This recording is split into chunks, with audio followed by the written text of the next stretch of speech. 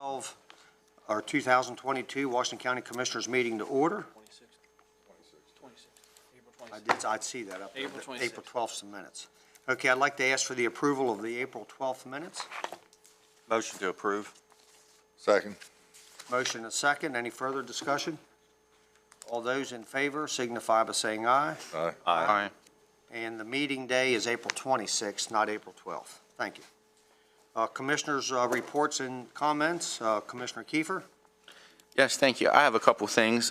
First, I'd like to thank some of our business development staff, Susan Grimes and Linda Spence, and I joined in on a disabilities advisory committee meeting last week to talk about how we could help highlight companies that have experience in hiring folks who have disabilities, and maybe a way to work with companies and helping them to work further with folks that may have disabilities but want to seek gainful employment. So I want to thank them for their insights, and any company out there who may be listening and that sounds of interest to them, please reach out to our Disabilities Advisory Committee or the Department of Business Development. We're looking on ways to maybe highlight those businesses. Also wanted to bring up a couple issues that have been discussed in weeks past. I know one for the retiree health insurance. I know we're trying to get information, and I understand that, but might there be a possibility that we could reach out to retirement actuarials, some experts that could help bring in the information that we need? I would like this to be an issue. I would like this to be an issue that's considered for this year's budget. I don't want it to be a hope for down the road in the future. So if maybe we have that opportunity to bring in outside guidance on what that true cost to the county may be, also factoring in those employees that would retire with 25 plus years of service, and bringing in that new employee at a lesser pay rate is certainly a savings for the county. So I think it could do better than be a wash for the county, but maybe be a savings even. I don't know if you wanted to comment on that. I'm not sure about the savings. I mean, we have started to look at the numbers, and we have reached out to our actuary who are working on the numbers now. So, you know, we're trying to get them to get those numbers to us as quickly as possible. I mean, you have the people that are in the retirement plan now, and the people that may join in if we make a change on our health insurance.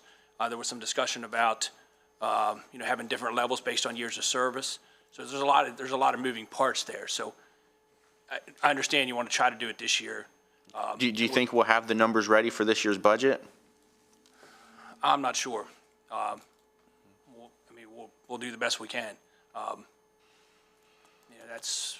Okay. I mean, you'll probably be looking to adopt the budget probably in about a month. So, you know, I think there is going to be a cost to the county, but I think it'll be paid for through OPEB. So, we're looking at that number, and that is very well funded now. So, I'll get with Kelsey, and I don't know if you have any more information on that, but. To get a true number, we need to iron out some more of the details. Are we going to do the 90-10, or are we going to look at 80-20? Because each time I go back to the actuary and ask for a different valuation, it's another fee for them to do that.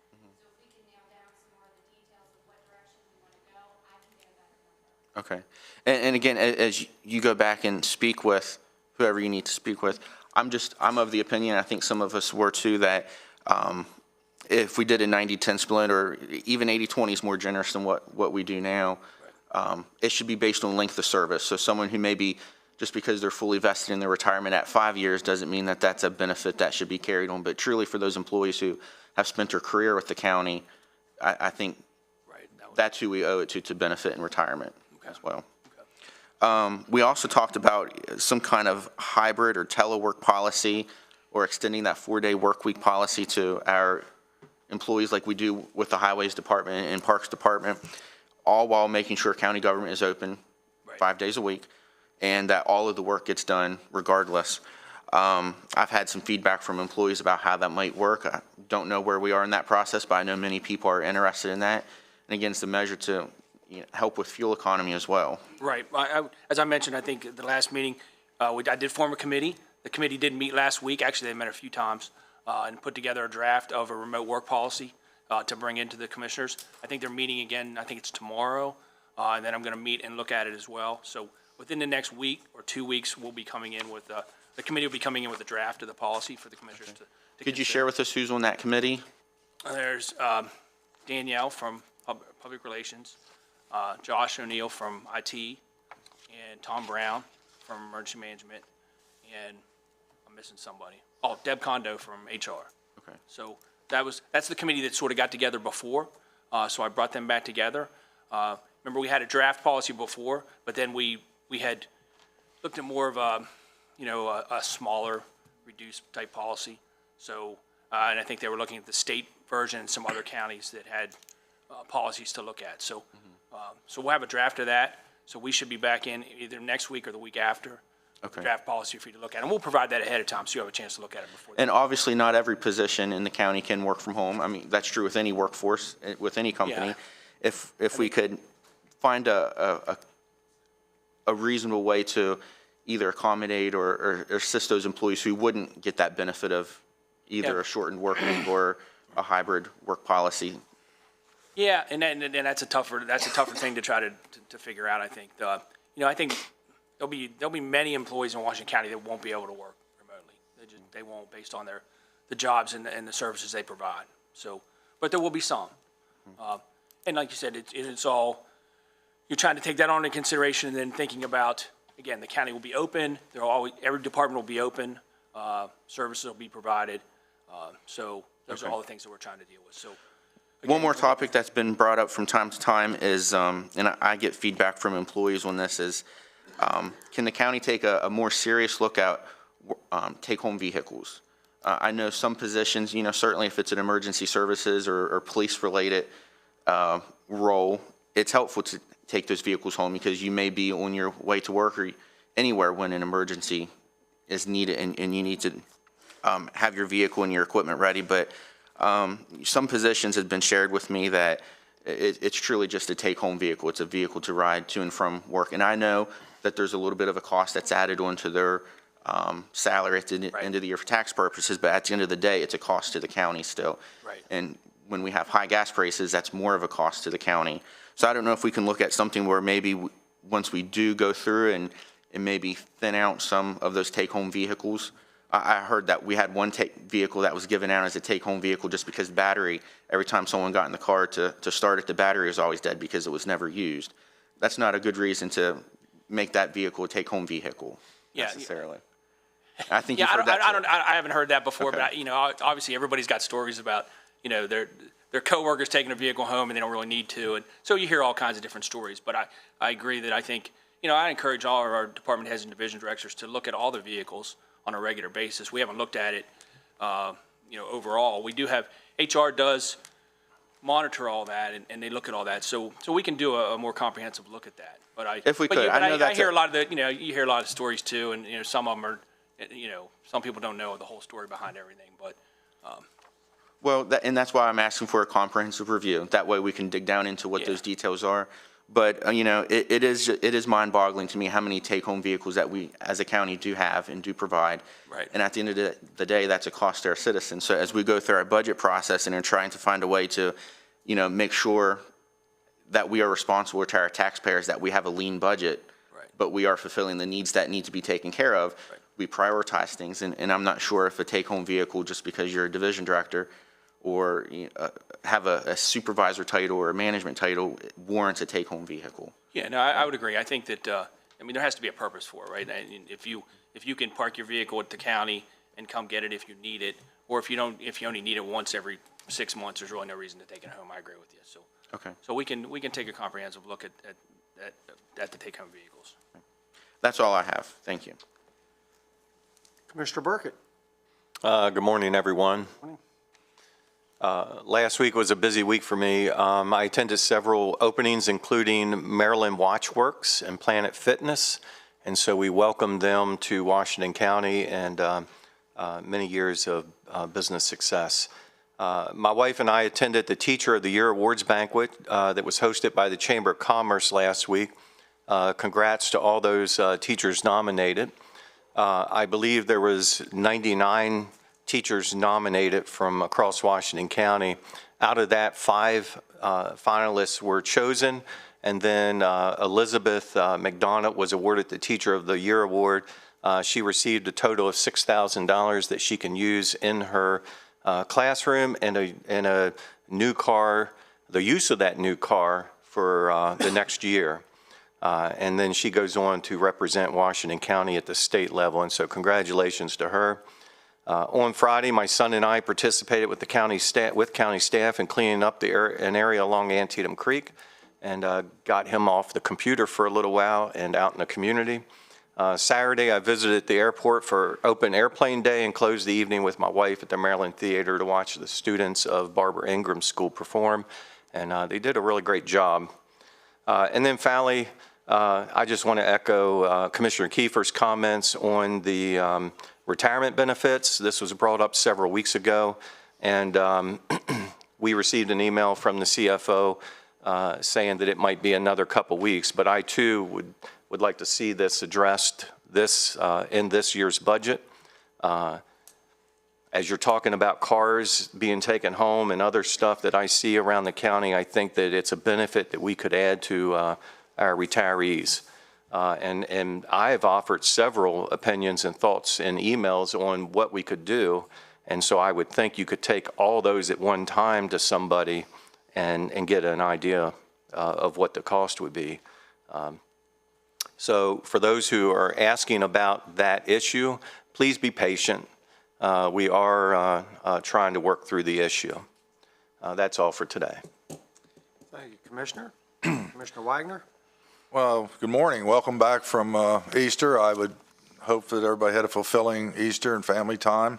First, I want to start off by thanking on Easter Eve, a Saturday evening, we had a sewer main breakout at the Westfields. I wanted to thank the employees because I know they went out there that evening and they were there that morning, Easter morning, and trying to get that under control. And that's what we do. So that's what the employees do. And I really appreciated that because we get, our commissioners get a lot of phone calls about things like that, but they really keep it down where action's being taken and everybody's bearing with it. I did tour 747 Northern Avenue the other day. They accepted me graciously there and gave me a good tour. So it's really a nice building that we're going to operate our permitting and zoning and things out of. So I think from talking to staff and all, it's going to be pretty efficient. And we always like to hear feedback of ways to improve things. I think that's it. I took a couple days off, some needed time with family, and so that was my Easter. I appreciate y'all being here. Thank you, Commissioner. For myself, I'd just like to welcome back Krista Hart. She's been off last couple of weeks with some issues dealing with her health, and I would just like to welcome her back. She's a wonderful clerk. We rely on her. We missed her, and now it's an opportunity for us to rejoin with her and get all the information from her that we can. So thank you and welcome back. I have to say many times, if you don't mind, Commissioner Baker, I still reached out to Krista for answers on things, and she got back with me within the hour, almost every time. Ditto. Thank you. Thank you. So, okay, I'd like to welcome everybody in the chambers that's with us today. And also now we're ready for commissioners' reports and comments. Not commissioners, I'm sorry, staff comments. So we'll start, any staff in the chambers have any reports to provide? I don't have anything this morning. Administrator? Just a few things. As Commissioner Wagner mentioned, I just wanted to thank our staff. I mean, he mentioned the specific one that we had a force main break in Westfields on Saturday before Easter, and they were out hauling during the night and repairing on early Sunday morning. So I appreciated that. We also had our staff last Monday when we had the sort of a surprise weather event. I think we were almost packed up and ready for the spring, and they had to go out and take care of the roads, so I appreciate that. And our other staff, you talked about Earth Day. Commissioner Burkett mentioned the cleanup day. It was an all-week Earth Day sort of celebration. Our staff did a great job with that, so I want to thank them for that. And one other thing, I just wanted to offer our condolences to the family of Paul Schwartz, former county commissioner, who passed away last week. So our thoughts and prayers are with the Schwartz family. That's all I have. Thank you. Last chance for any comments from staff? Okay, moving forward to citizens' participation. This is an opportunity for citizens to make comments to the commissioners about an issue or issues of county interest. This is not an interactive dialogue or a question and answer session. It is solely to hear citizens' comments and opinion about matters of Washington County and its county's interest. So if we have any citizens in the front row that would care to participate, please come forward, state your name and address, please. My name is Bo Met. I am a citizen of Washington County. I would like to respectfully, decline giving my exact address because the world is watching me today, and unless you guys are willing to do the same. Is Washington County citizen enough? I haven't heard you guys tell us where you live, and we're on live stream worldwide. I think we all, I don't know. Hey, you can Google my name, you can figure me out pretty quick. Same here, but Yeah. why should we have to do it? Why should these people who are That's going to always speak been the after me have to protocol. say exactly where we That's always been live? the The protocol. only reason we ask for your address is if we have to send you anything regarding any comments that you have made or any issues that you have asked for. If we have to send you anything, that would be the only reason. Okay, You very wouldn't well. receive anything. I don't need any of that, so may I just go with Washington County citizen? Very well. I just have a few words I want to talk, a few things I want to say today in reference to what happened last week when I made you aware, well, you're already aware of a situation that's going on. It's going to take 3 to 4 minutes, cut me off if you want. I'm going to read it. I come before you again today as a representative of all taxpayers of this county to seek answers about the transfer of control of a public asset to the private sector. Throughout the year 2021, I asked this board several times in writing to identify those portions of the county code that empower you to make such a transfer of control of this public asset to the private sector. None of you offered a reply to this question. Most unfortunately, in January of this year, I received a final short email reply from the county clerk, and she indicated that this elected county administration had decided to no longer communicate with me about this matter, thus refusing forever to answer my question and cemented my thinking that you may be, at least, abusing the public's trust to protect our public property. I was thus compelled by that written rebuke from the county clerk to come before you in this public setting to again ask you to provide what should be a simple answer to a simple question. However, when I asked you the question again during our last meeting here, all you elected officials chose to remain silent. Either by default or design, the county attorney spoke on your behalf. He provided a very short, curt, and dismissive reply to my question and said in part, Mr. Ouimet, we dispute your characterizations of the fact and the law, and nothing further will be provided to you today. Mr. Downey's verbal reply was baffling to me because the facts or characterizations thereof were not in dispute prior to his statement 2 weeks ago. I have a letter from his own office that acknowledges as fact everything I purport to exist as fact. The only unknown fact that may or may not actually exist is for you to cite this mysterious authority that allowed you to make the transfer of control of this public asset to the private sector.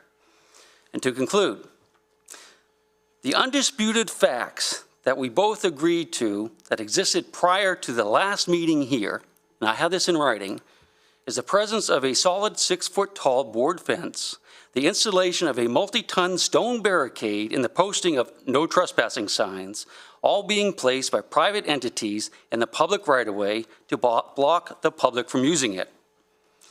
The county attorney's office also wrote that the barriers can be removed by you at any time for any reason if you choose to remove them. Thus, the transfer of control may be only temporary and at your will, but I assert you do not have the authority to do even that, especially that, in the darkness and without following county procedures. Now, the new question I must ask of you today, and the reason I'm here today, is in a direct response to Mr. Downey's assertion during the last meeting that these facts, as once agreed upon by all parties, and I have this in writing, are now in dispute.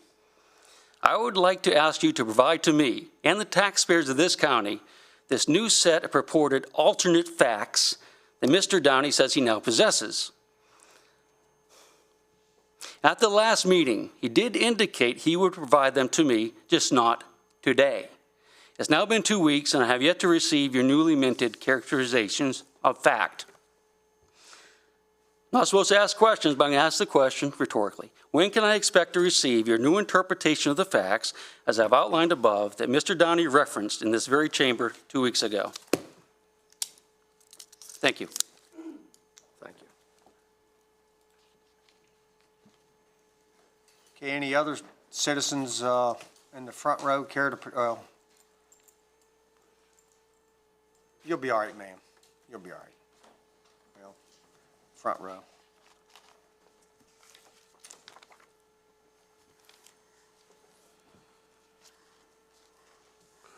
Good morning, Commissioners. Most of you know me. I'm Chip Wood, and I'm a pest to the Commissioners about the Civil War Rail Trail. I only got 2 minutes, so that's all I'll take. You got this handout. There's 3 developments recently that really affect trails. The state passed this Great Maryland Outdoor Act. It puts a whole lot of money in state parks and trails. They're going to hire employees for parks. And then just recently, Senator Corderman announced that there's $20 million set aside for county projects with Government Hogan.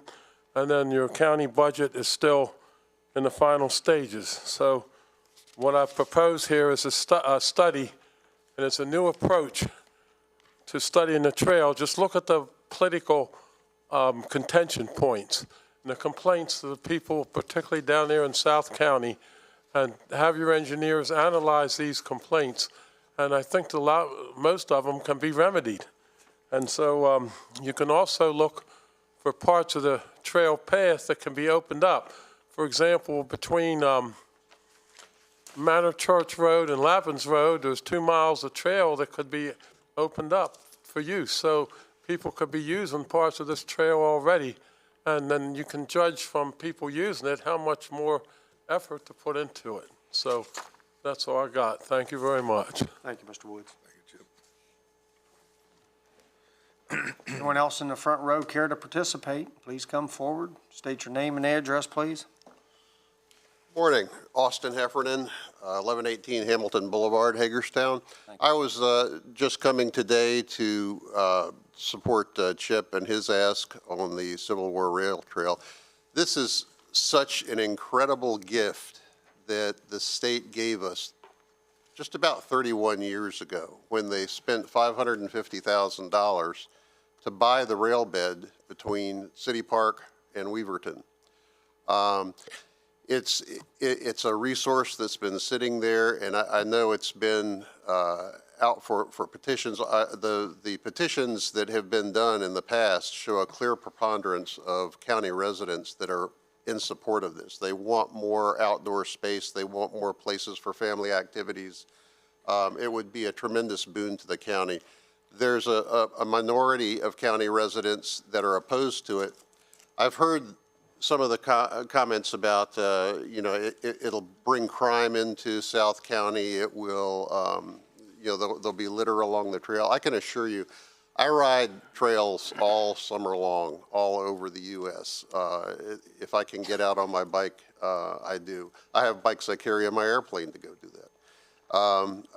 There are no trails that I see anything other than families, than people enjoying themselves, enjoying the outdoors. I don't see litter. I don't see crime. I can't accept that, and I'm sure the statistics bear that out.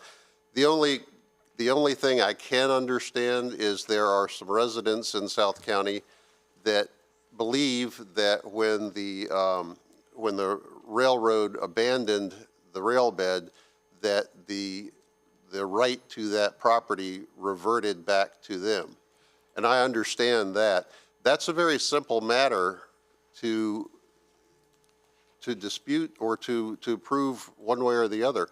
And all it takes for that to happen is this body to ask the state to do an investigation and determine if that's true or false. If it's true, there are ways around that. I've ridden on many, many trails where for whatever reason, you have to get off the rail bed and take a detour on a road or something to get back.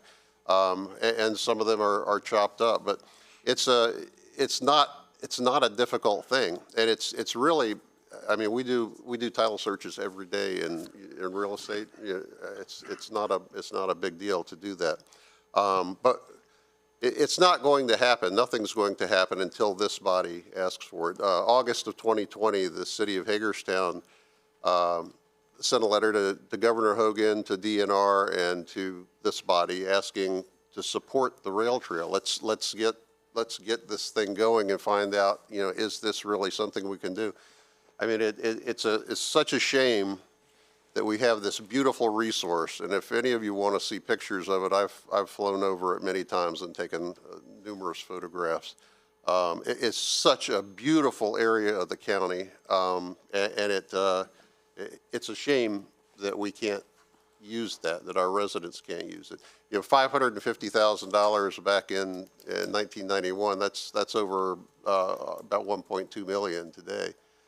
It's such an incredible resource that we have. It's just waiting, and it's a shame that for 31 years people haven't been able to enjoy it. But we have the opportunity now to do that, and I'd like to ask, please consider asking the state to resolve this ownership issue once and for all. Thank you. Thank you.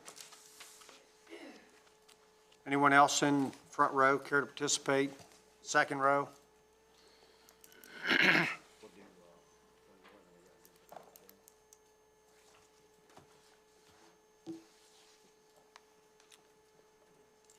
Good morning.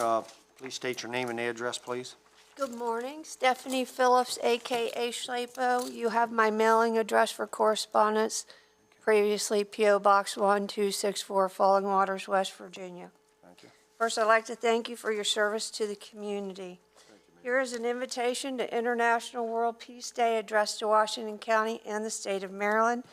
I'll leave it on the desk. This is a copy of my latest report to a state senator outlining my current agenda that affects the Mid-Atlantic region. I always like to compliment first. Washington County shows great tolerance to the homeless. I have some suggestions on how to address affordable housing. Lisa under the bridge next to the city police department. Angie under other names served several years on the north end of the county commuter bus facing St. Mary's Playground, UMHS, and Meritus, and there was a campground on the Weissel Boulevard next to Sam. These people were supported by everyone.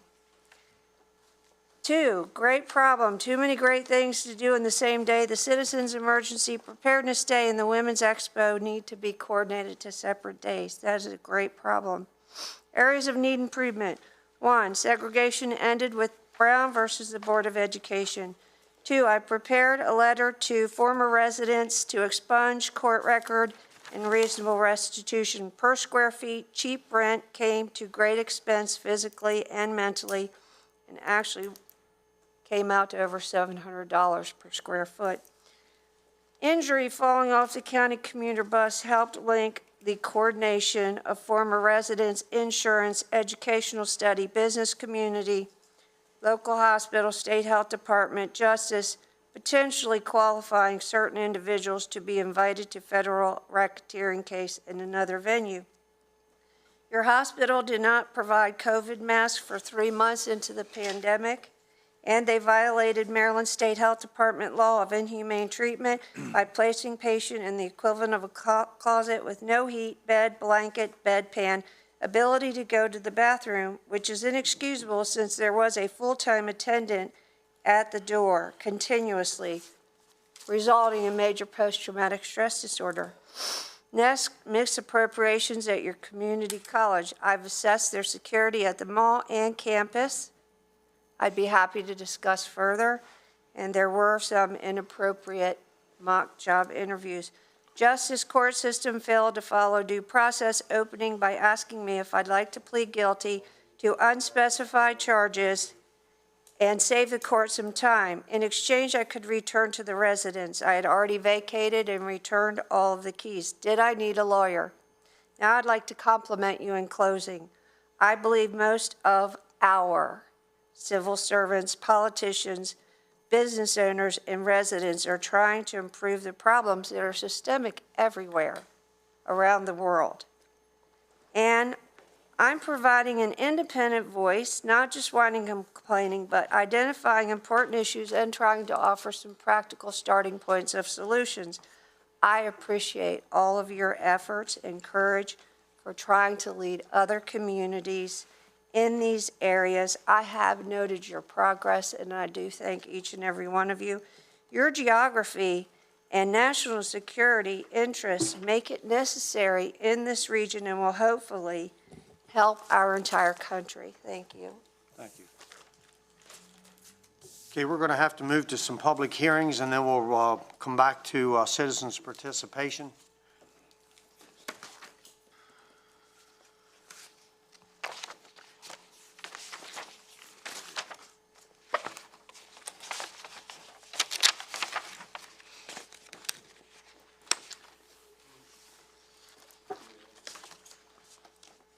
Next on the agenda is a public hearing concerning proposed rates for water and sewer services. The purpose of the hearing is to hear public testimony concerning the matter. The procedure is as follows. We will first have staff introduce the matter, after which the hearing will be open for public comment and testimony. Each speaker will be given a maximum of 3 minutes to testify. After everyone who wishes to speak has done so, the hearing will close. The commissioners may then discuss the issue and provide direction to staff concerning budget adjustments as a result of the proposed service rates. The budget will be the subject of a public hearing on a later date. The commissioners have determined that there will be no general increase in water or sewer rates. However, certain pass-through fees must be adjusted due to the increased costs from contracted service providers. So now at this time, I'd like to ask our staff to present the matter, introduce it, and then we'll move forward from there. Good morning, Kelsey Mace, Interim CFO. Mark Bradshaw, Director of Environmental Management. And this is the public hearing for the modification of water and sewer rates for FY23. So water and sewer revenue requirements show that an increase in water and sewer revenue is necessary to facilitate the Department of Water Quality's long-range financial plans. Also, due to increased costs of contracted lab services, an increase in certain lab fees is also being proposed. The presented rate schedule for FY23 is based on these requirements. Should I still go through the water and sewer rates? Well, there won't be any increase. We've already stated that. Okay. I would like to hear the fee. You had mentioned something about fees. Yes, I just wanted to know if we were just skipping over the water and sewer and going straight to lab? Oh, I'm okay with that. That would be up to the rest of the commissioners. I guess Kirk, is that? Input as well. Well, I mean, It's not gonna there's a, take- yeah, there's a proposed rate increase, but the commissioners have indicated that they're not interested in pursuing that at this time, so. So just the labs? I think, yeah, just the rates that need to be adjusted. I apologize if I mispronounce some of these. So fee for pesticides and PCBs, method 508, increasing from $120 to $250. BTEX or MTBE, method 602, increasing from $40 to $50. TPH, increasing from $18 to $50. Herbicides, from $100 to $125. Flashpoint, from $20 to $25. Percent solids, from $11 to $16. Heterotrophic plate count, $25 to $35. Orthophosphorus, from $16 to $19. Cryptosporidium and Giardia, $620 to $850. Fluoride, from $16 to $19. Color, from $10 to $15. Surfactants, from $20 to $50. Oil and grease, from $28 to $38. Triethymethanes, from $50 to $55, and haloacetic acids from $80 to $90. So at this time, we will open it for public comment. Is that all you'll have to provide? You don't have any more information to provide? Okay. Okay, we'll now open the hearing for public comment. Anyone wishing to testify from the chamber, please come forward and give us your name, address, and tell us what you'd like for us to know.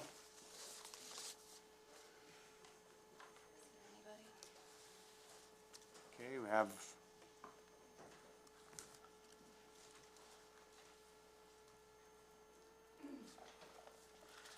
Good morning, Commissioners. Neil Becker, 10811 Winco Drive, Hagerstown, Maryland. I just have some concerns that the cost of doing business running the water and sewer and everything that the county has to do to maintain safe drinking water and the effluent, everything that the state requires, if the cost of doing business is increasing, how are we going to maintain that in the long term? I mean, that's a rhetorical question, but maybe it's a real question that we can pass on to the folks who are taking care of business. Thank you. Thank you. Anyone else care to participate? Commissioners, you have any questions? A thought I have, this was a proposal a week or two ago, we didn't meet last week, 2 weeks ago, by some commissioners, and not that it's, the majority is clear, but I'm just wondering, do we think it's fair for those folks who have a well and septic system that their taxpayer monies are going to fund what should be an enterprise fund that's self-supported and pays for itself? And I know from time to time we give general fund allocations to water and sewer and other enterprise funds we have over the years. But, you know, I think of people like me and my neighbors that live in the town of Hancock. We're likely to see an increase in our water and sewer. I don't know that for sure. I'm just saying with the construction of a new water and sewer treatment plant, I don't know if the county is putting any money into that. From what I know as of right now, no. But what about those people who have a well and septic tank? That if they need a new septic tank, I was at a gentleman's house not that long ago. He needed a new septic in order to sell his home. And this was maybe 3-4 years ago, actually, but it was quite costly for him. And he didn't get help paying to replace his septic tank. That's a cost that if you have a well and septic, or if you live in a municipality that it's not county water or sewer system, that's not supported by people across the county. Should the increased cost in doing business, as Mr. Becker said, should that be funded by citizens across the board, or only those users of that system? Just wondering what your thoughts were when this was proposed on that. And me personally, yeah, I get it. The septics are enormously expensive to replace. There's a lot of help out there. In my opinion, you know, it's not a whole lot different from, we gave a consensus to lower property taxes. Well, that means the tenants who in some cases need it as bad, and the landlords need it too, especially through COVID. The tenants aren't getting a break there. So I think you try to do something for as many people as you can. And obviously, like you just said, some of the people are going to slip through the cracks. Then the income tax helps out a little bit. So I think we're covering our whole spectrum. That's just my opinion, because tenants aren't going to get a break either. But the landlords, well, what's needed? I mean, some landlords haven't been paid for a while. But so that's just sort of my take on it. I'd like to see a little bit of everything as much as we can do. Well, I appreciate that comment, Randy. I would say, I wouldn't say landlords across the board, you know, won't give any kind of a break. It may make them think twice about increasing their rent. So renters will benefit. Don't make a mistake about that. Renters may benefit, but just a question I had. I'm on a well and a septic, and I just had to replace that a few years ago, and cost almost $8,000. And so I'm all too familiar with the cost of replacing a septic tank. And then we'll have another hearing on this issue, and we'll have take everything under advisement, and we'll have an opportunity to possibly make some adjustments before we finalize the budget. So Okay, I know I supported not increasing the fees this year, and I most likely will stand by that. so I just need consensus of which version of the water quality budget we will be taking along to the public budget hearing in May, if it's with or without the rate increase. I too already made a commitment, and I'll stand by that. But I think it is important to note that we're going to be subsidizing this and it's a small amount, a smaller amount. And so I do appreciate what Randy said, that everybody kind of benefits. I'll end up standing by my decision, so. I'm good. That's where I'm at. So you'll be taking the public hearing without the information without the rate increase.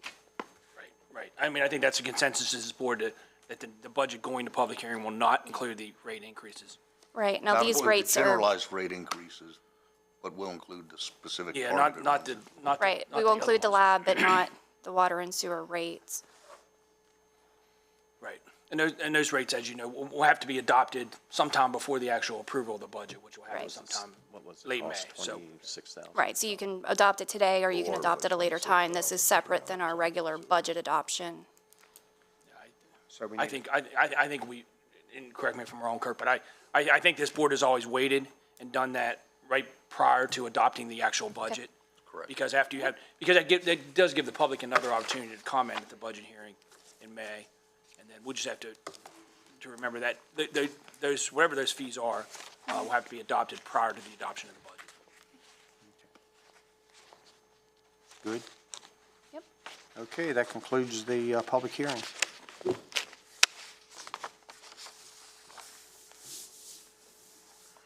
Next on the agenda is a public hearing concerning proposed rates for solid waste services. The purpose of this hearing is to hear public testimony concerning the matter.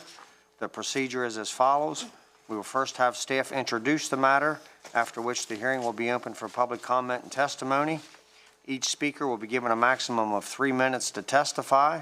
After everyone who wishes to speak has done so, the hearing will close. The commissioners may then discuss the issue and provide direction to staff concerning budget adjustments as a result of the proposed service rates. The budget will be the subject of a public hearing on a later date. So we'd like to ask staff to introduce the matter. Good morning again. morning. Kelsey Mace, interim CFO. David Mason, Deputy Director, Solid Waste. This is the public hearing for proposed establishment and modification to certain landfill user fees for FY23.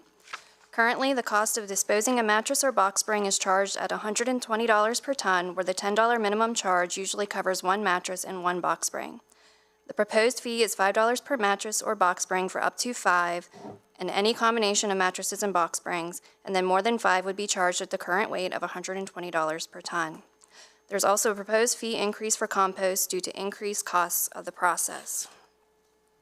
So a new fee is being proposed for mattresses, taking it from the $120 per ton to 1 to 5 mattresses at $5 each, and then 6 or more back to the $120 per ton.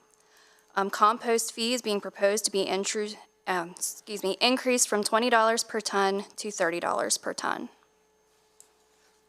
There are no proposed changes to permit fees. Okay, thank you. You all right with everything, Ed? No. Okay. Okay, we'll now open the hearing for public comment. Anyone wishing to testify from the chambers, please come forward, give us your name, address, and tell us what you'd like us to know. Anyone that'd like to comment? Okay, commissioners, you have any questions? When was the last permit fee increase? I believe we increased in 2018.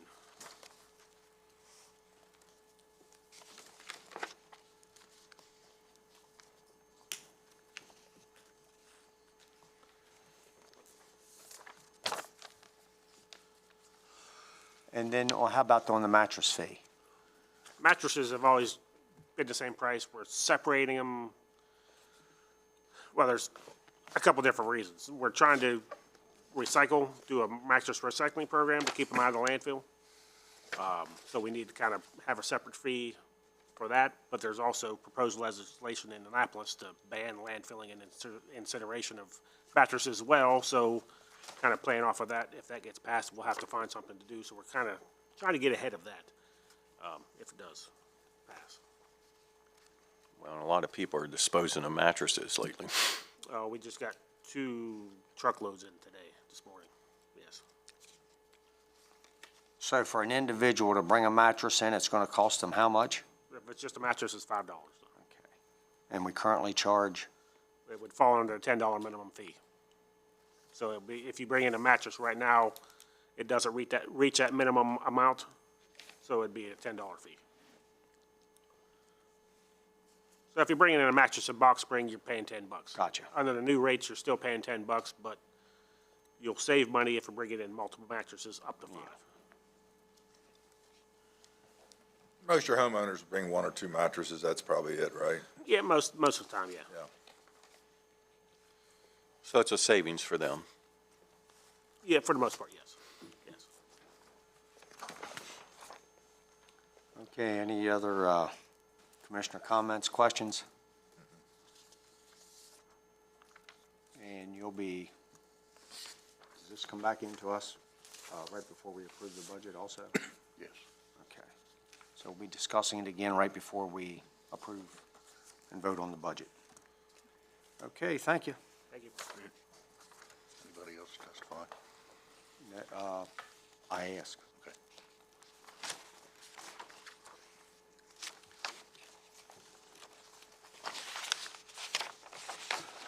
Okay.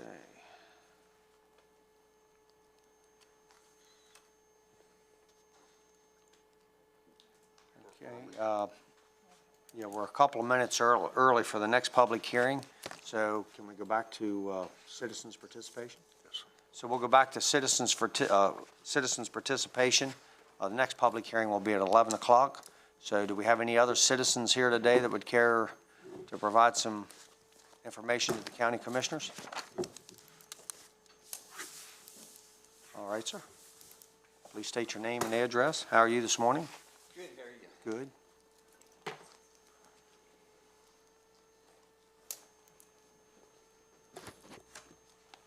Morning, Commissioners. Todd Smith, 136 Lakin Avenue from Boonsboro. We'll start off on a positive note. This is all pretty much positive. I'd like to thank the Commissioners that were present April 7th in Washington, D.C. for Congressional Fire Service, Fire and EMS Service Dinner.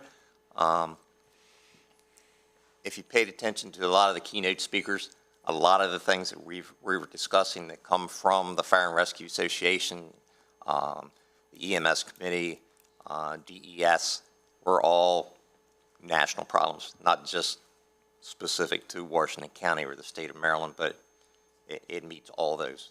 You know, the problems that we have here is across the state of Maryland, is across the United States.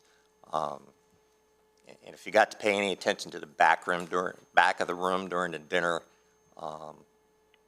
our Tech High School class was there, and then lots of people came by and talked to those people, talked to those kids, and really made a big impression on those kids that, wow, people were realizing what we were doing. We have a fantastic Tech High School program for the fire rescue system that's been nationally recognized, that's well known across the state, and those instructors and those kids do a fantastic job, and they were recognized that night. They have been every year, and I'd like to say thank you to the commissioners who were there for that dinner that night. So on to our other issue, I want to make sure that we keep the keep the EMS staffing and funding issue in the forefront. 3 years ago when I sat here as the second vice president and co-chair of the EMS committee, what I saw on the live stream when we were discussing the EMS issue were things we discussed 3 years ago. It seems like we're just spinning our wheels and we haven't moved forward with it.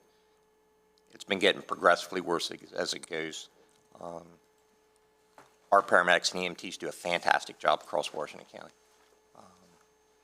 We lose people on a yearly basis because they go to other departments in other states to get what they want as employees from any other employer.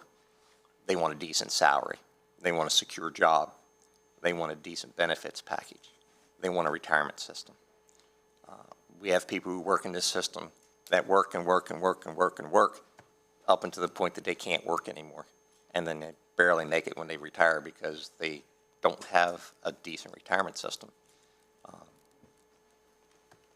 Every other county's going through the same thing. Every other county has growing pains that's going through this. Everybody's made the same mistakes. We haven't learned from all the other counties of, they made this mistake, let's look at it, okay, let's do this before we even get to that point so we don't have that and we can move further. I challenge all of you to make a trip, stop by your local EMS departments. Don't tell them you're coming, because we know how that is. Whenever we tell anybody we're coming someplace, they put their best foot forward. They call everybody, they make sure everybody's there. They make sure everything's cleaned up, you know, and everything's ready to go. But you need to see what the real world of EMS is in Washington County truly is by just stopping in and seeing who's there. You're going to be surprised. There may be some days you stop in a station and there's a paramedic, there's one person, a paramedic, and that's it.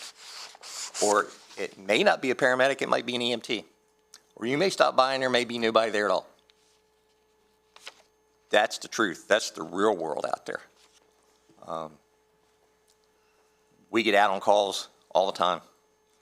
There's jurisdictions, if you were listening to the scanner every day and listen to the radio, there's stations that would go out the door and run a call. 5 minutes later, they get hit for a second call. They don't have the staffing, so the next due unit comes. 10 minutes later, there's another call in that same area, so the third due unit comes. Meanwhile, you're getting calls in those other areas, and somebody else has to backfill for them. The next thing you know, every available EMS source in the county is out, and we're pulling from additional counties to come in to handle the calls. It's just a snowball effect, and it happens on a daily basis. So I challenge you to just get out there, stop by, have a cup of coffee with them, talk to them. Those people would appreciate seeing you to come out and talk to them and seeing what's going on with them. But it gives you a true view of actually what's happening in the county. So, thank you. Thanks, Todd.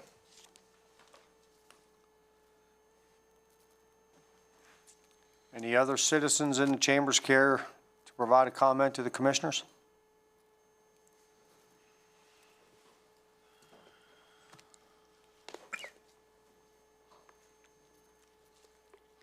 You're going to keep coming up here. We're going to remember your name soon. I think you remember my name. How are you, Mr. Becker?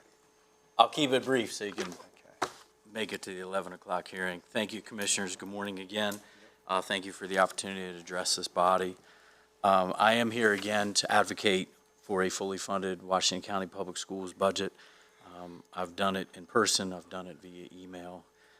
I've done it in these meetings. I am concerned that after several years of the state label of low effort, the negative impact it's having upon the school system and on the students and on the level of staffing, it will become a systemic issue that we won't be able to resolve. The school system does, while it is a huge budget, it's a shoestring budget given 47 buildings and over 3,000 employees and 23,000 students. We're not adequately meeting the needs of our students if we don't, excuse me, as a county, properly invest in public education. And the ripple effect will hit us beyond just the next year or two, but will hit us for decades. The county has had a surplus in its budget for years, and this year is projected to have another surplus. And I know this body is trying to figure out how to best utilize those millions of dollars, and whether it's into the OPEB and the other things and the pensions that you're looking at. But the school system does deserve serious consideration when it comes to how to invest money, because funding the school budget is investing taxpayer dollars. And this body, again, has discussed a tax reduction. We all love a tax reduction. Every citizen enjoys the idea of having a couple more dollars in their pockets. And I definitely, as a citizen, as a parent, someone who lives here and pays taxes here, can appreciate that need. But I'm also concerned about the 23,000 students that we serve and the employees that take care of them, ensuring their safety and their academic achievement. This year, the county worked really hard to invest in public safety. We just heard about public safety and about first responders, adding new salaried firefighters and paramedics, and then the investment in public safety via the Sheriff's Department. They are all well-deserving. And this body acted because of the staffing shortages, because of empty firehouses, because of ambulances that couldn't be staffed, because we have many empty slots in our county sheriff's department, and the sheriff implored you to take action, and you did. I'm worried that we're going to see that in public education in the near future.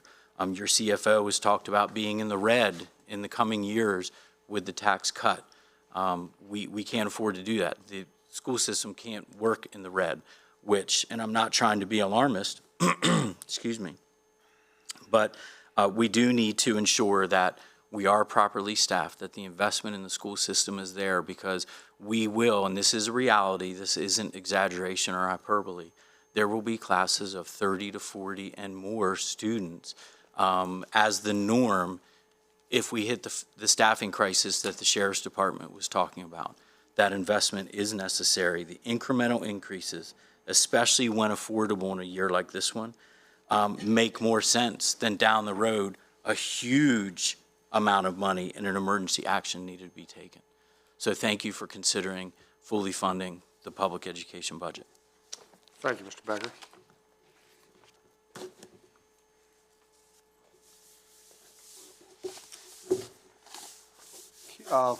We have to go back to our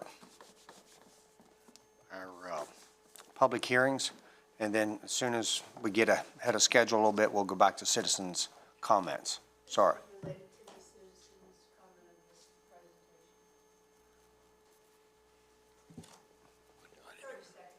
Okay. She said. You have a citizen's guide to Washington County that is found at your voter registration. It's the only place in town I've ever found it. Your entire school board's phone numbers, personal home phone numbers are listed. I did meet your president at my former residence during her campaign year. She had a nice pencil on her vehicle. I don't think it's appropriate that you list those numbers publicly. She was very, very helpful. She helped me with a lot of information. Our conversations end when I asked her about the declassification of JFK and the national reading level average of the country, English as a second language. Declassification of history like this should be done in a way that is comprehensible, I believe, by the 7th grade school age reading level. Thank you, ma'am. What was your name again? Stephanie Phillips. Thank you. Okay, we'll go back to the public hearings. Next on the agenda is a public hearing concerning proposed rates for services at the Hagerstown Regional Airport. The purpose of this hearing is to hear public testimony concerning the matter. The procedure is as follows. We will first have staff introduce the matter, after which the hearing will be open for public comment and testimony. Each speaker will be given a maximum of 3 minutes to testify. After everyone who wishes to speak has done so, the hearing will close. The commissioners may then discuss the issue and provide direction to staff concerning budget adjustments as a result of the proposed service rates. The budget will be the subject of a public hearing on a later date. And now I'd like to ask staff to introduce the matter. Good morning, Kelsey Mace, interim CFO. Rick Johnson, Airport Director. And this is the public hearing for modification of charges, rentals, and fees at the Hagerstown Regional Airport for FY23. An approximately 3% increase in T-hanger rental charges is necessary to maintain compliance with fair market value grant assurance required by the FAA, as well as aging facilities and operations. Increases in parking and landing fees are necessary to maintain a fee and rental structure for the facilities and services at Hagerstown Regional Airport, which will make the airport as self-sustaining as possible, taking into account such factors as the volume of traffic and economy of collection. Parking and landing fees were last increased in 2019. So starting with the hangars and single small engine hangars, T-hanger buildings 8, 10, 11, and 12 will be increasing from $275 a month to $283 a month. T-hangers 6 and 7, current fee is $260 a month to $268 a month. Old T hangers with paved floor, $181 per month to $186 per month. And Old T hangers with stone floors, $164 a month to $169 a month. And T hanger 2J from $154 per month to $159 per month. Large multi-engine hangers, T hanger building 4B from $1,031 a month to $1,062 a month. T hanger buildings 8 and 9, $344 a month to $354 a month. T hanger building 7 from $328 per month to $338 per month. T hanger 2A, $516 per month to $531 per month. T hanger 4D, $563 to $580. T hanger 4G, $607 per month to $625 per month. T hanger 7I, $440 a month to $457 per month. Hangers 13A, B, and C, $563 per month to $580 per month. Hanger offices in buildings 1 through 8, $129 per month to $133 per month. Offices in hangars 9, 10, 11, and 12, $171 per month to $176 per month. Office in 1A, $501 per month to $516 per month. Offices in 7H, $526 per month to $542 per month. Offices in 4C, $179 per month to $184 per month. Utilities for T hanger office 4C from $31 per month to $32 per month. Offices in 10A, $181 a month to $186 per month. Office 11A, $189 per month to $195 per month.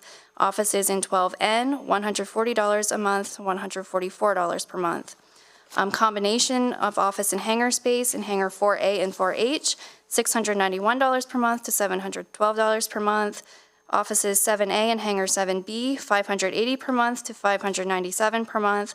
Office 8.8 and hangar 8.7, $644 per month to $663 per month. Office 9N and 9M, $633 per month to $652 per month. Commercial office space 8L, $193 per month to $199 per month. Corporate hangar complex in buildings 9P, O, H, and G, $1,656 per month. And is it staying at one, or is that a typo? That's a typo. Do you know? That's also going to be a 3% increase. I'm sorry, there's a typo on this schedule. Moving on to parking fees. For the tie downs, overnight grass, there is no fee. The monthly fee would be $54 to $66. Single overnight fees from $9 to $11, and monthly fee from $78 to $95. Twin engine, for overnight, $11 to $13, and monthly $120 to $141. Turbo engines overnight, $22 to $24, monthly $216 to $235. Jet overnight, $27 to $29, monthly $270 to $290, and heavy engines from overnight $32 to $34, and monthly $325 to $343. Ramp fees for daytime parking, single engine from $12 to $14, twin $17 to $19, turbo $22 to $24, medium aircraft from $28 to $30, large aircraft $33 to $35, heavy aircraft from $108 to $111. And lastly, the landing fees for transients for Class 1 from $13 to $13.50, Class 2 $18 to $19, Class 3 from $25 to $26, Class 4 from $36 to $37, and Class 5 from $59 to $61. The only thing I'd have to add is, like I said in the budget discussion, the recommendation through the rates and fees study, or the results were a 4.2% increase. We're only recommending a 3% increase. Okay, we will now open the hearing for public comment. Anyone wishing to testify from the chamber, please come forward and address the commissioners as to what you want us to know. Okay, seeing none. Commissioners, you have any questions? Only a curious question, Rick.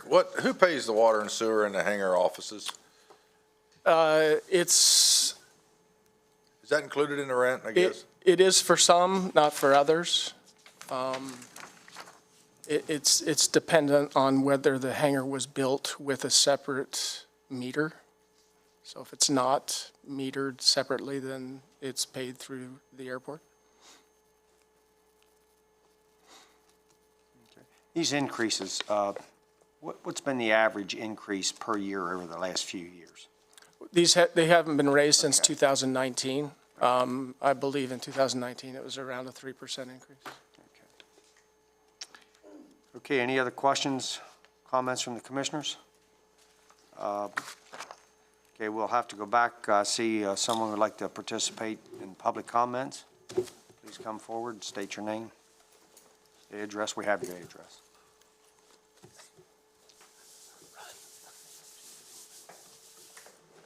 This is pertaining to the airport, the proposed rates. This is pertaining to the proposed airport. Stephanie Phillips, AKA Schlepo. As previously stated for the record, I think your airport security would benefit by including in your budget to put a parking gate of entrance and exit, charging a fee, and documenting everyone that goes in and out of the airport. Thank you. Anyone else? Okay, actually, I should go to the public hearing is now concluded. Last chance for commissioner comments. Thank you.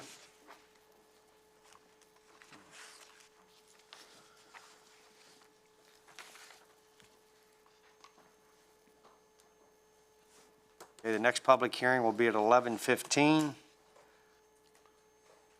Agricultural Land Preservation District applications. Can we move forward with that, or we should wait? Let's see, any more citizens care to participate in citizens' participation? Please come forward, state your name and address.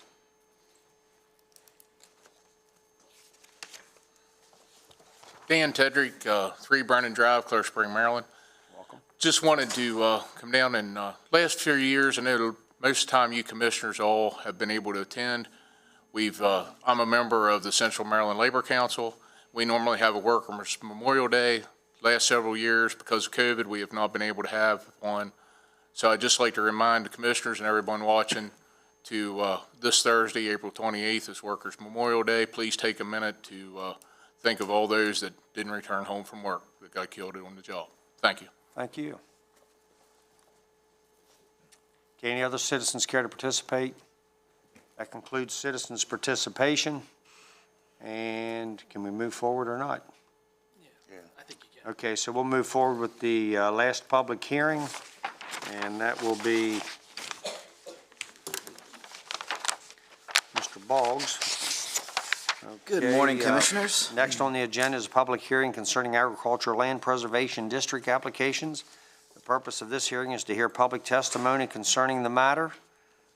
The procedure is as follows. County staff will introduce the matter, after which the hearing will be open for public comment and testimony. Each speaker will be given a maximum of 3 minutes to testify. After everyone who wishes to speak has done so, the hearing will close. The commissioners may then discuss the issue and take action that they deem appropriate, including adoption or rejection of the proposal, or they may take the issue under advisement and deliberate at a later date. Mr. Boggs, would you please introduce the matter? Sure thing. The Agricultural Land Preservation Districts is one of our oldest programs in the county. The way it works is a landowner who wishes to enter the program will commit their land to agriculture and not developing the property for a term of 10 years. In return, they will receive tax credits on their agricultural land, agricultural buildings, and a portion on the dwellings on the property as well. Those come from the county tax credits only, so it doesn't affect the state tax credits. And it's essentially collected as taxes not collected. So they just kind of get a discount, if you will. The program's been in place for probably over 30 years. Like I said, it's one of our oldest programs, and it kind of went hand in hand with the Maryland Agricultural Land Preservation Program. In fact, the Maryland Agricultural Land Preservation Foundation originally administered the ag districts and then handed those over to the county back in 2012. This year, the fiscal impact is for the full 10-year period is roughly $12 per acre per year, for a total of $14,500, give or take. It's kind of an average there. And taxes not collected. The Ag Board, the Agricultural Land Preservation Advisory Board, has previously approved these applications. The Planning Commission is fine with the approval. And so the recommended motion would be to approve the 10-year ag land preservation districts on the following 10 property owners: Sempowski, Gay, Stenger, Miller, Wagner Miller, Gare, Rancho Grande, Sword, Hockenberry, and Iser. Any alternative, of course, would be to deny the ag land preservation districts. Any questions? Just for the record, that Wagner Miller is, as far as I know, no relation to me, so. Okay, we'll now open the hearing for public comment. Anyone wishing to testify from the chambers, please come forward. Give us your name, address, and tell us what you'd like us to know. Okay, commissioners, do you have any questions?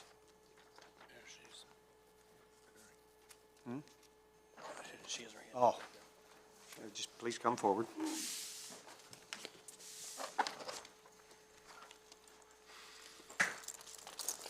I don't know enough about this topic to offer limited compliments that you are making efforts to preserve farm and agriculture. I've also previously stated on the record that I've watched the urban sprawl from just outside of D.C. in Kensington, Maryland, all the way up through Gaithersburg, Frederick, Washington County, and what used to be a lot of farmland that could have provided local produce for the people in and around our nation's capital has now been developed into residential and commercial real estate. The population has increased. This was inevitable, no matter who was in charge of all of these different ways of putting together planning and zoning, but it is a matter of national security that all areas should have as much locally produced agriculture to support the needs of their community as possible. My neighborhood down south is about as large as Washington County. We have probably 1/5 or 1/4 of your population. We don't have a Walmart, a Lowe's, a McDonald's, a mattress factory. However, we would be able to support the needs of our community now that tobacco has been phased out in other surrounding areas because it is undeveloped and preserved. And I am currently facing land developers that have sabotaged and vandalized my property in an effort to run me out of town to take over the entire area, and that is not acceptable to me. So I want to compliment you on your efforts to address this and promote agriculture. Thank you. Thank you. Okay, the commissioners, you have any questions, comments? Public hearing is now concluded, and the commissioners want to move forward with the motion today as presented. Yeah, I'd motion to approve. We have a motion and a second for the recommended motion. Any further discussion? All those in favor signify by saying aye. Aye. Aye. Opposed? 4-0. Thank you, Mr. Baldwin. One thing I would like to add, last week when I was in here for another project, you guys asked some questions about some of the numbers for land preservation and things of that nature. And so before I came in today, I thought I'd get you some accurate numbers. Washington County is nearly 300,000 total acres, 298,000. Of that, there are about 120,000 acres in agriculture. There are also about 137,000 acres that are forested. So you're looking over 2/3 of the county is in some sort of open space. So of that, permanently protected land is around 97,600 acres. So that's land that's either state, federal, or locally owned. You're talking parkland, around the battlefield, things like that. You're also talking land preservation programs that have permanently preserved agricultural and open space in the county. And additionally, I would add that 20,000 acres are in the program that the Ag District program, which I brought to you today. That is in addition to all of that permanent preservation. There are also 20,000 acres in the 10-year Ag districts. So that I think that helps clear up a little bit of the questions that I couldn't firmly answer last week. There they are. Yeah, I had like 93,000 permanently protected. You're having 97, which is even better. Yeah. Now, would it be accurate to say that there's more people that want to do that, but there's not enough money available for those people? Absolutely, yeah. I mean, I have, lists that are dozens and dozens of applicants long for my preservation programs. And, the funding is better now than it has been in the past. But if you look at a per acre value, which is how we compensate these landowners for their, to preserve their farms permanently, and it only goes so far, the few $1 million that we get per year. So, do the best we can. We leverage county funds to help support some of our state funding. And we look for donations from landowners in order to preserve more land than we would be able to with the funding we have.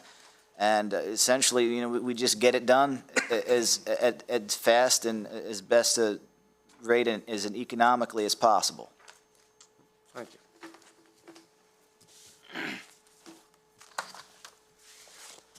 Okay, next on the agenda, proclamation recognizing the 35th anniversary of the Washington County Commission for Women. And we do have a proclamation to present, and I would like to. I think they want to talk about the Women's Commission. I'm getting to that. So we do have representatives here for the Board of County, for the Women's Commission. So please come forward, introduce yourself.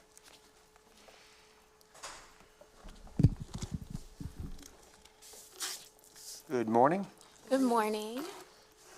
Good morning, Commissioners. My name is Shade Paul, and I am the current president of the Washington County Commission for Women. I am joined today by Beth Harvey, the vice president of the commission, and Commissioner Jessica Scott.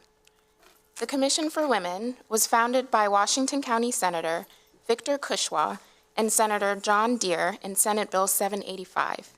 The Senate bill was signed on April 29, 1987.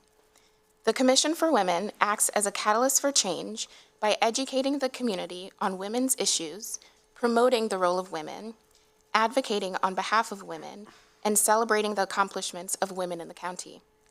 In 3 days, on April 29th, the Commission for Women will celebrate 35 years of service to the women and young girls in Washington County. The impact the Commission for Women has had on the local community over the past 35 years cannot be understated. We proudly represent over 76,000 women in Washington County from diverse social, economic, professional, racial, and cultural backgrounds. In recent years, we have hosted Circle of Sisters to honor exemplary women in Washington County. We have provided academic scholarships to high school seniors at Smithsburg High School and North Hagerstown High School. For multiple years, we have hosted the Women's Empowerment Expo in partnership with Washington County Free Library, Hagerstown Community College, and women-owned small businesses. During the height of the COVID-19 pandemic, the Commission for Women recognized a need to support adolescent mental health. As a result, we partnered with Girls Inc. of Washington County to facilitate interactive activities for 4th and 5th grade girls to promote self-care, mindfulness, building self-esteem, and goal setting. We have also partnered with Hagerstown City Council, Girls Inc. of Washington County, the Boys and Girls Club of Washington County, Robert Johnson Community Center, Habitat for Humanity Women Build, and various nonprofit organizations to support women and young girls across Washington County. As the president of the commission, I am committed to continuing the work of strong women who have led the commission over the years. Former President Brenda Cham is now a state delegate and the first Black Republican woman to serve in the Maryland General Assembly. Former President Andy Overton ran for mayor in 2020 and continues to be a community advocate. Former President Rose Walters is now the Director of Operations at the Boys and Girls Club of Washington County. And former President Laditra Gale Robinson is a local multipreneur who is currently running for state delegate. Personally, serving on the Commission for Women has been a full circle experience. My family and I are originally from the Caribbean in South America. I grew up in Montgomery County and moved to Washington County when I was 17 years old. I attended Clear Spring High School for 1 year, my senior year, and graduated in 2004. At the time, as a young minority girl in Clear Spring, I didn't see minority women as role models in county leadership. Now, 18 years later, as I serve as the president of the Commission for Women, I want to be the type of public servant that I wish I would have seen when I was a teenager living in Washington County. During my term, I have prioritized having a diverse and inclusive board that represents all women in Washington County. I've had the honor to serve with commissioners who are powerful women, investors, entrepreneurs, housewives, veterans, politicians, educators, and community advocates. I'm so grateful for the commission and the women and young girls who I've met through this experience. With that said, I'd like to introduce the Vice President of the Commission for Women, Beth Harvey. Thank you, Commissioner Paul. And thank you, Commissioner Wagner, and to our clerk, Krista Hart, for acknowledging the Commission's work with this proclamation. I'm glad to be here today. A career in government has taught me that whatever the challenge, leaders are responsive when presented with quality ideas and practical solutions. One of our goals is to focus on identifying issues that affect women and support county leadership by presenting realistic solutions that can have long-term impact. What Eleanor Roosevelt advocated to President Kennedy became a reality in Washington County 35 years ago. So many women in Washington County deserve recognition, especially our mothers. Today is my firstborn's 10th birthday. Happy birthday, Ellie. She was born at Meritus Medical Center, where we have over 300 female doctors, midwives, nurses, executives, and other support staff who continue to support our community in significant ways, and we are grateful for them. I grew up in Washington County, and thanks to my mother, who was my English teacher at home and at Boonesboro High School, lifelong learning was encouraged. Dr. April Zentmeyer now gives back as a member of the school board. With education and mentorship a focus of the commission, we will continue to encourage students to pursue higher education with opportunities like the Dory Nip Scholarship. I've worked in Congress, the White House, the Ambassador's Office in the U.S. Embassy Baghdad, and all across Afghanistan as an economic development consultant. Working alongside service members in the field and as an Army spouse, there are many ways our county can continue to build support for veterans and their unique needs, especially veterans returning home or relocating here thanks to local businesses that support government contracting and our county's proximity to the capital.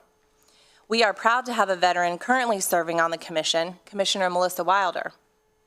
There are many accomplished women in Washington County, and tapping into the wealth of their experience and knowledge can only help to build a stronger community. This year, there are a combined 30 women running for executive and local office. On July 19th, both parties will see women on their primary ballots.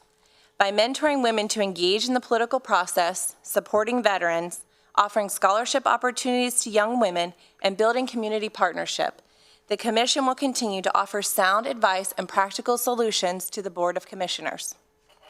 Now it's my pleasure to turn the floor to Commissioner Jessica Scott, who builds our community with Habitat for Humanity, Washington County. Good morning, Commissioners, and thank you for the opportunity to speak to you on behalf of the Washington County Commission for Women. As a member of this body, I'm grateful for the relationships that have been formed with women from so many diverse backgrounds and from all parts of our county. I'm also grateful that I've been able to serve in this capacity for 2 terms. Of all the work that the Washington County Commission for Women does, I am extremely proud of our interactions with youth and young adults. We have partnered with local youth-related programs to participate in horticultural and agricultural projects. Most recently, we built garden beds for Girls Incorporated and will continue to work with the staff and girls there to support their gardening program. Commissioners have also hosted mentoring classes and after-school programs for young ladies. We've also worked with organizations such as United Way and Big Brothers Big Sisters to continue to make a difference in our next generation of leaders. The Washington County Commission for Women also has a unique opportunity to continue to encourage female leadership in our county and to provide training for both local and statewide positions. It is incredibly important that we continue to ensure that we support and advocate for issues that greatly affect and are of importance to women in our county. I remember a few years ago when the Commission provided education and information on human trafficking issues that were affecting our county and those counties that surround us. In a world inundated with so much news, we can highlight specific issues and concern for our Washington County residents. As a commission, we have also recently been much more strategic in sharing information on our social media platforms and will continue to partner with other clubs, organizations, and community groups to make sure that our impact is provided to those areas specific to the women and girls that we represent. We have done many great things, and there is still so much impact that the Washington County Commission for Women will have in the future. Thank you, Commissioner Harvey and Commissioner Scott. As you have heard, the Commission for Women has had 35 successful years of fulfilling its mission in Washington County. I believe our best days are ahead of us. We have and will continue to promote women in leadership as role models in county and state service, advance the Commission's impact through programming, community events, and scholarships, and celebrate the accomplishments of women and young girls throughout the county. The Commission for Women has exciting community activities and events planned for our 35th anniversary. This year, our focus is on women's health and wellness, and small business and financial empowerment. In spring and fall of this year, we have partnered with Brooks House to host financial literacy classes for women in recovery from substance abuse and addiction, in partnership with the Western Maryland Consortium and Middletown Valley Bank.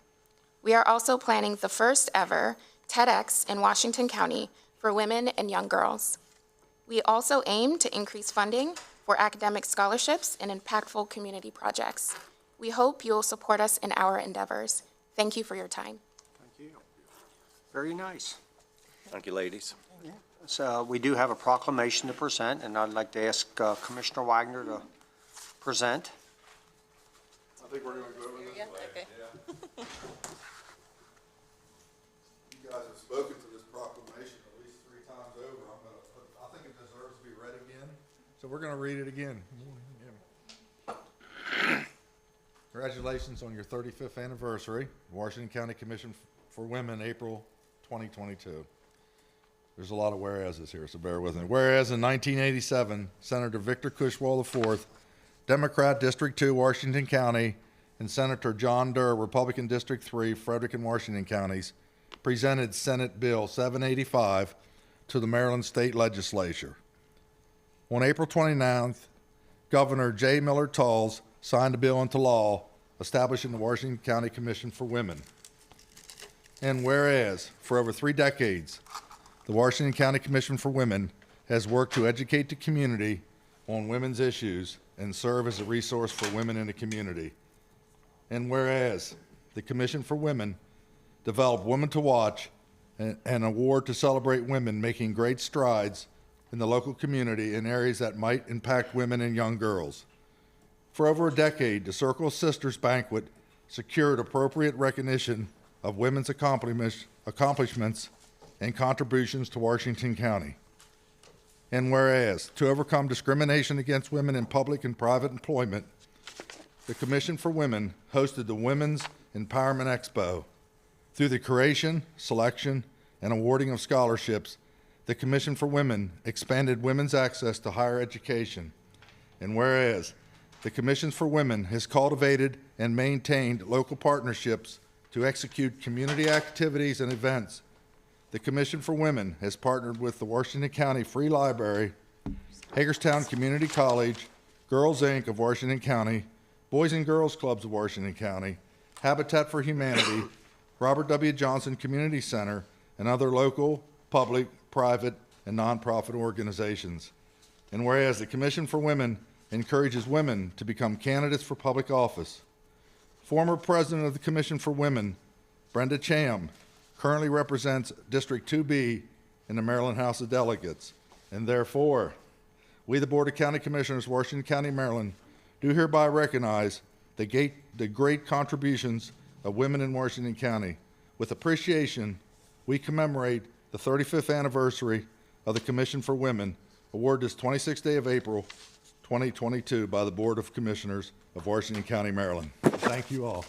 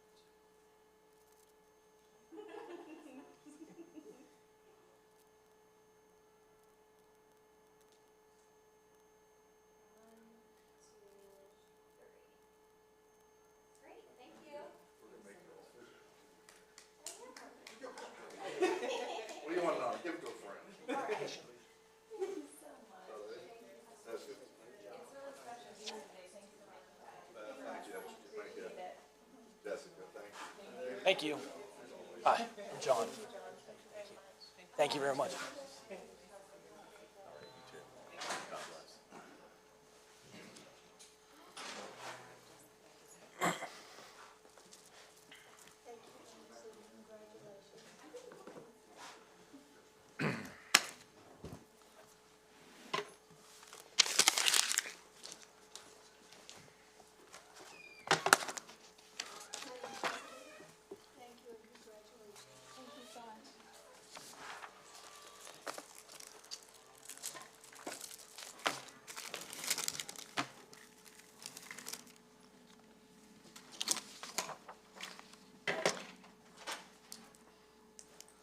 Okay, next, contract for Discover Books Recycling Program. Mr. Mason?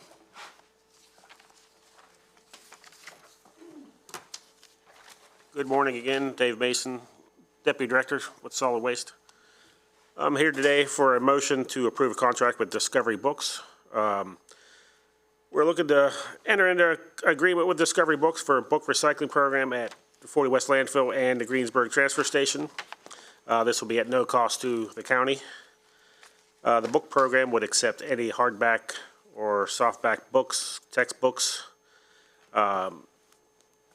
basically everything that is, general books other than foreign language books, nothing overly damaged or moldy or smelly. These books will be resold or donated to local libraries in the area. They already have a couple contracts with other counties in Maryland, and they do have a contract with Washington County Libraries. And this will also be given to us in the reports so that we can add this to our county recycling rate. Any comments, questions, commissioners? If none, motion to approve. Motion to approve. Second. Motion is second. Any further discussion? All those in favor signify by saying aye. Aye. Aye. Opposed? 4-0. Thank you, Mr. Mason. All right, thank you. Next, bid award PR 1536, roof replacement and metal siding installation at various county parks. Ms. Noggle, Mr. Hickson. How are you two today? Good, how are you? Good.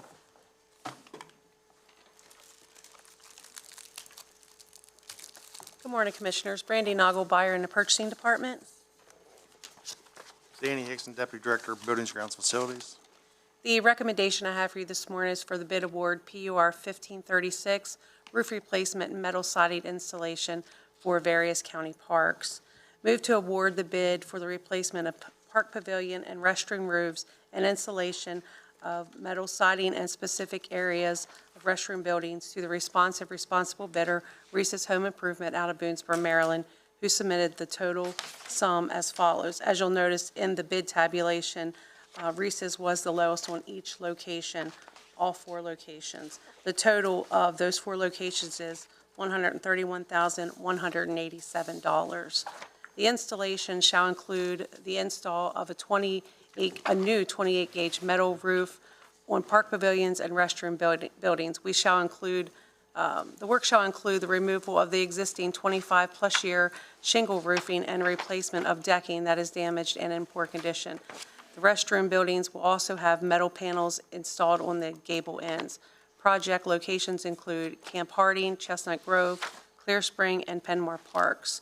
The bid was advertised on the eMaryland Market website, the county's webpage, and the local newspaper. We accepted bids on April 6th. We did receive 6 bids. 29 companies downloaded the bid document.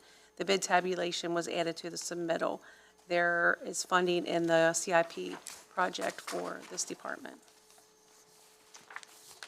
Okay, This any is not questions? ARPA, this isn't ARPA funds? Yes, it's part of that. It is. Yes. LPPI, I'm sorry, Andrew corrected me. It all is right. LPPI, not the ARPA funds. Any other questions, comments, commissioners? If none, motion to approve. Motion to approve. Second. Motion and second. Any further discussion? All those in favor signify by saying aye. Aye. Aye. Opposed? 4-0. Thank you. Thank you. Next on the agenda, contract renewal, PUR 1417, electrician services at county facilities. Again, Brandy Nagelbauer in the purchasing department. Danny Hickson, Deputy Director of Buildings, Grounds, Facilities. The recommendation, the second recommendation I have today is for the contract renewal for 1417 electrician services for county facilities.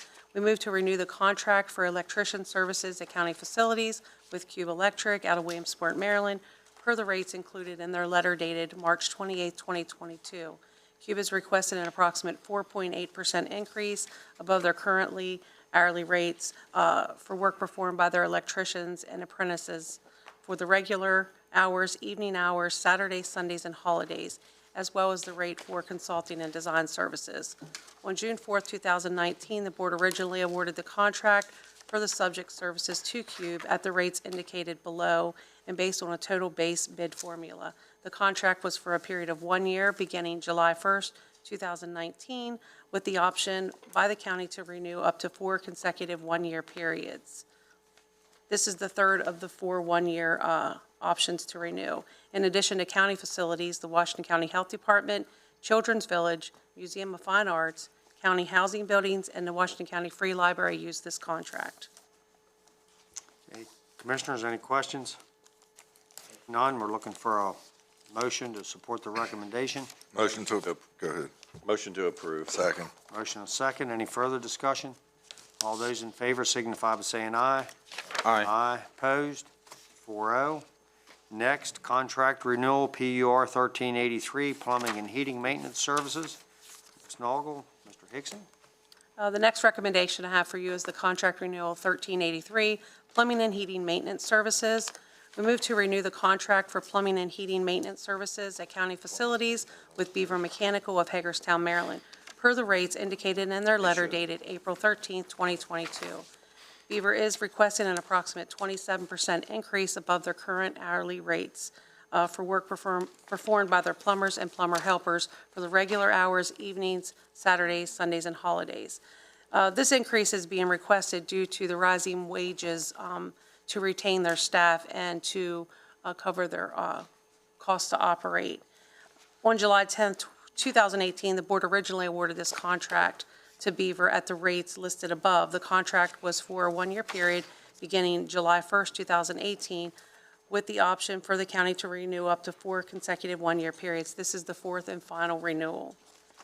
In addition to the county facilities, Washington County Health Department and the Housing Department of Washington County also use this contract. I just wanted to note that Beaver has never asked for a request for any of their renewals, and if you average out what they're asking this time based on the last 4 years, it equals out to about a 6.75% per year, which still doesn't exceed the average of 5 to 7% that we normally get asked for maintenance services. And even though we have the increase, the funds are budgeted in the various departments' budget. Any You wouldn't- questions? Sorry. That's all right. You wouldn't happen to know how much yearly we spend on utilizing these services? I don't have that number off. We could get that for you. That's if you something I want can that. get, but I don't have it offhand, so. We have our own plumbers, right? I mean, No. so all that work's contracted. Same with electricians? Yes. Okay, any other questions, comments? Looking for a motion? Motion to approve. Second. Motion and a second for the recommended motion. Any further discussion?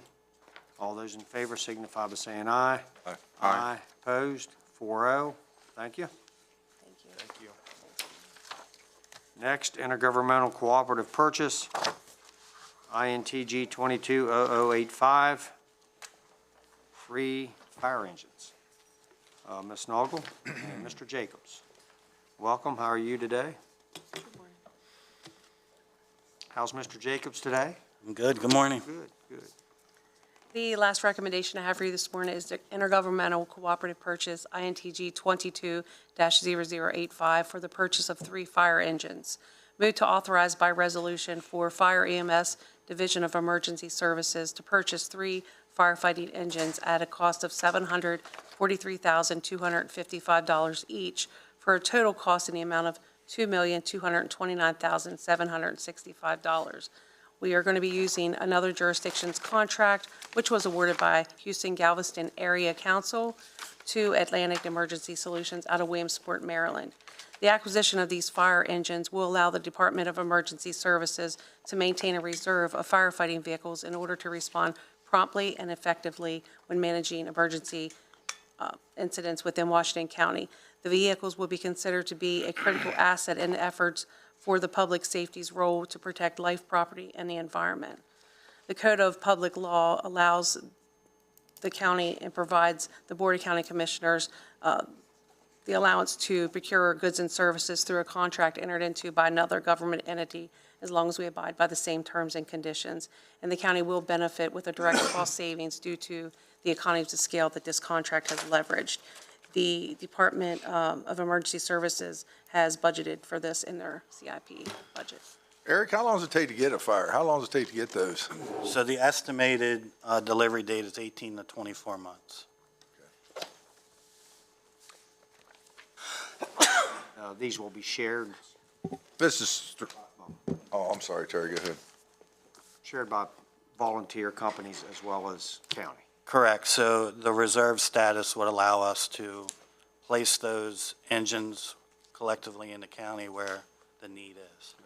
What is there some that they're replacing that you're gonna sell or move on to another company, or is there anything there's nothing there now, just as a new reserve fleet? New reserve fleet. Yeah.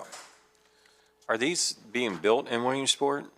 No, sir. They will be built in Appleton, Wisconsin at the Pierce factory. All right.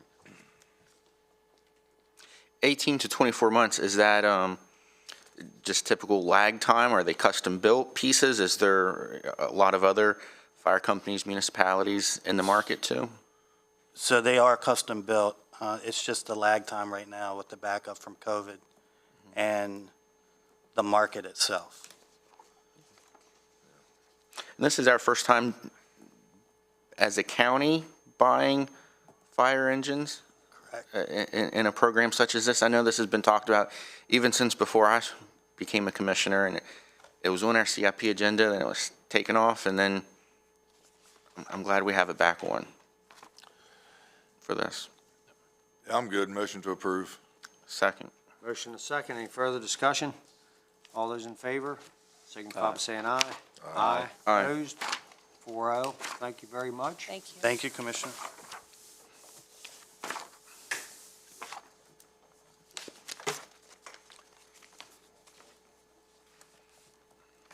Okay, next, FY '23 budget presentation, the capital budget draft 3. Ms. Mace and Mr. Eshelman.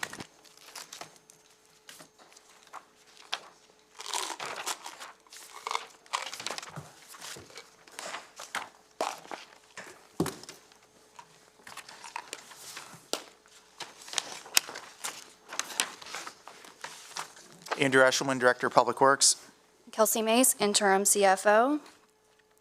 And this morning, we're bringing you draft 3 of the 2023 to 2032 capital budget. During the April 12th general fund budget discussion, staff was directed to prepare a budget based on a 0.928 real property tax rate and a 2.95% income tax rate. The capital plan was also reduced based on those assumptions. In FY '23, the general fund contribution was reduced $572,000. These funds will be replaced with reserves and are going to be budgeted through the P25 UHF Public Safety Radio Communication System Upgrade Project. For years 24 through 32, general fund contributions were reduced $450,000 per year for a total of $4,050,000 for the 9 years.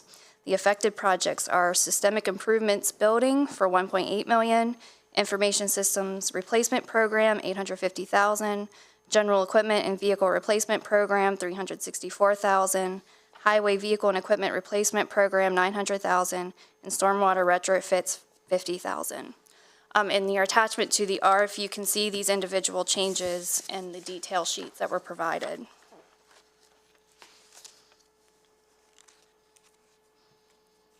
Is there any questions?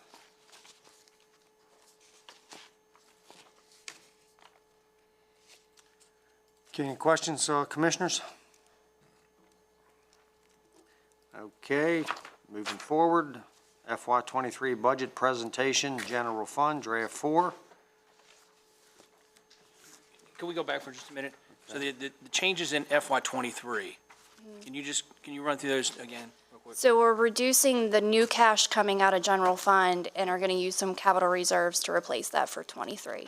Okay, so I guess one thing I wanted to say is, we will at some point hopefully be having a discussion about the surplus and where that money goes. So, I just want to keep all those things in mind when we get back to those discussions, some of these changes that we're making today, not just this, but further down the line, that we may be able to, if we have the money and we have surplus, one of the things I may ask you to do is to go back and fill in some of these areas that we're changing right now. And make those decisions. Yeah, I'm not asking you to make a Yes. decision today. I'm just I'm planting the seed right now. So for Correct. Yeah, I mean, I think what it can be summarized as, there's less moving parts in the FY '23 budget, which is what's currently being funded, and there's going to be more proposed changes if this carries through in the future years. I think what John's saying, if we do have year-end surpluses, that these accounts will be looked at because that's where what's being taken from, at least budget-wise, in the out years. Right, so I'm obviously, we're not asking anybody to take any So action today. you want that to but- be addressed before or after we vote on the budget? Well, it depends when we have a It can discussion about be- the surplus. It doesn't have to be, it can be addressed after the budget because it is budgeted as reserves. Now, which reserve we pull it from can be decided at a later time. And then years 24 to 32, of course, will be revisited during the 24 budget process. This was just an attempt to claw back some of those funds if we want to reduce tax rates, so we don't overspend ourselves. So basically, a summary here is keep in mind of what we're doing here so we can pick it up if we have surplus. right. Right, so you don't have a short-term memory, is really. Right, so yes. I'm sure you'll remind us. Right. We will remind you, I just wanted to bring it up today. Okay, good. Thank you. Yep, thank you. Okay, FY '23 budget presentation, general fund, draft 4. Ms. Mace and Ms. Edlin. How are you today, Ms. Edlin? Good morning again, Kelsey Mace, interim CFO. Kim Edlin, Director of Budget and Finance. And today we were discussing draft 4 of the general fund budget for 2023. Staff was asked to provide a new draft of the FY '23 general fund budget based on a real property tax rate of 0.928, which is a 2-cent reduction, and an income tax rate of 2.95%. Being presented today is a balanced general fund budget based on the requested assumptions of a 2-cent reduction to the real property tax rate and a reduction of the income tax rate from 3% to 2.95%. The effect on the FY23 budget of reducing the income tax rate is a reduction of revenue of approximately $850,000. In FY24, the effect is approximately $3.3 million less in income tax revenue whenever you factor in a full year of the reduced rate and the reduced disparity grant. So I just want to have you keep in mind that although you're only dropping the rate 0.05%, it does drop us back down to the minimum disparity grant amount of around $2 million. So the overall revenue reduction in FY23 for both tax rate reductions amount to approximately $3.9 million. Expenses were reduced again using the $1 million in savings for vacancies, reducing the appropriation to CIP by $572,000, and reducing the additional pension contribution to $0.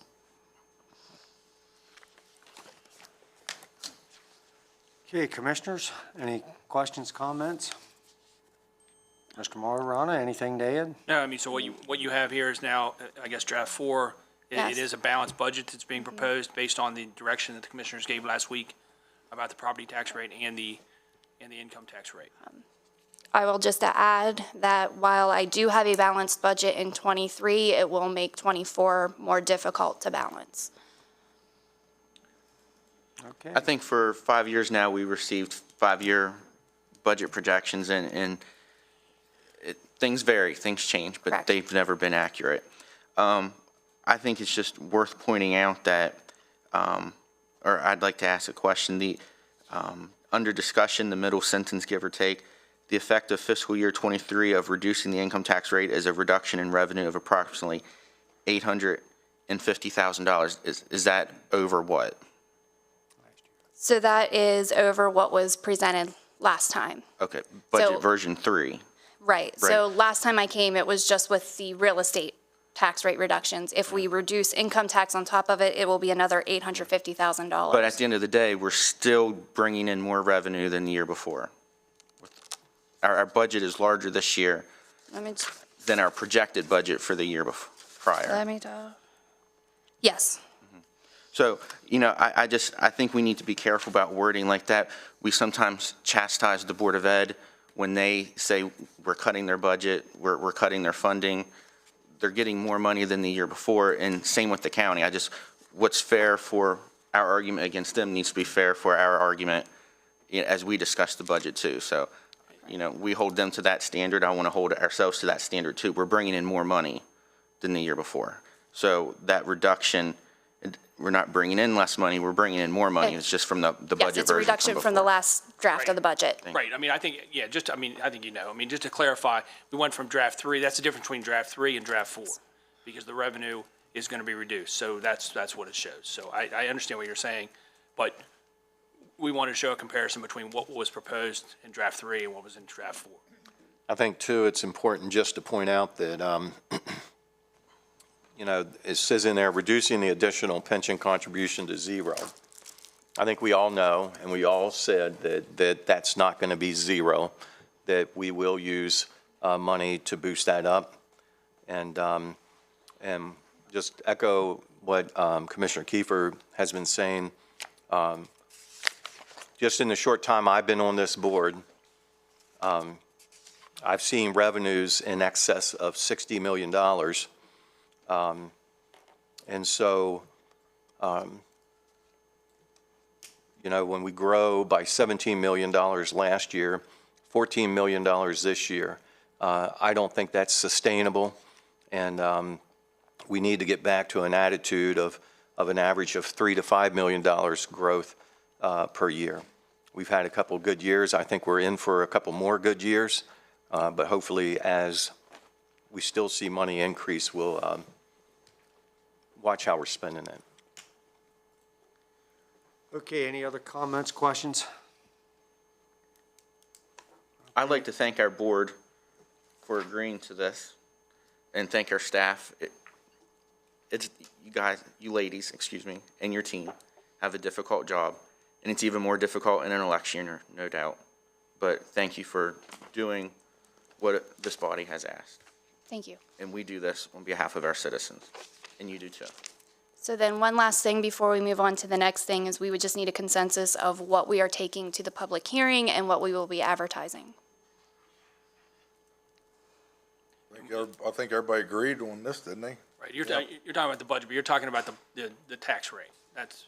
Yeah. Right, the so public we'll have hearing to will be the start tax rate and publishing. the budget. Yes, so are we going with the .928 tax rate? Yeah. I think that's what the commissioners, I think everybody was in agreement on that. Consensus, yep. Okay, any other questions?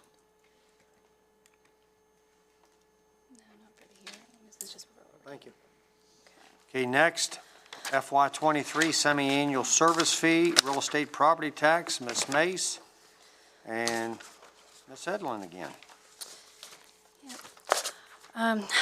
Good morning again, Kelsey Mace, interim CFO. Kim Edlin, Director of Budget and Finance. And today I'm just asking for a consensus to move forward with getting approval from the state to set our semi-annual service fee at 0% for FY '23. In FY '22, the Board of County Commissioners agreed to set the semi-annual service fee at a rate of 0%. The state of Maryland requires jurisdictions to provide for semi-annual tax payments, allowing property owners to pay real estate property taxes in 2 installments rather than 1 installment. The legislation also allows taxing jurisdictions to impose a semi-annual service fee to help counties absorb administrative fees and lost interest income as a result of the deferred payment. The fee is calculated based on current interest rates. Since the interest rates are so low, the revenue generated from this fee would be nominal and is currently not included in the FY '23 budget. Motion to approve.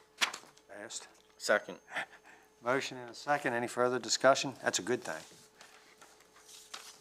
Motion and a second. Any further discussion? All those in favor signify by saying aye. Aye. Aye. Opposed? 4-0. Thank you. All right, thank you. Thank you. Okay, a motion to go into closed session for reasons stated. Motion to go into closed session. Need a Second. Have a motion and a second to go into closed session. Any further discussion? All those in favor signify by saying aye. Aye. Aye. Opposed? 4-0.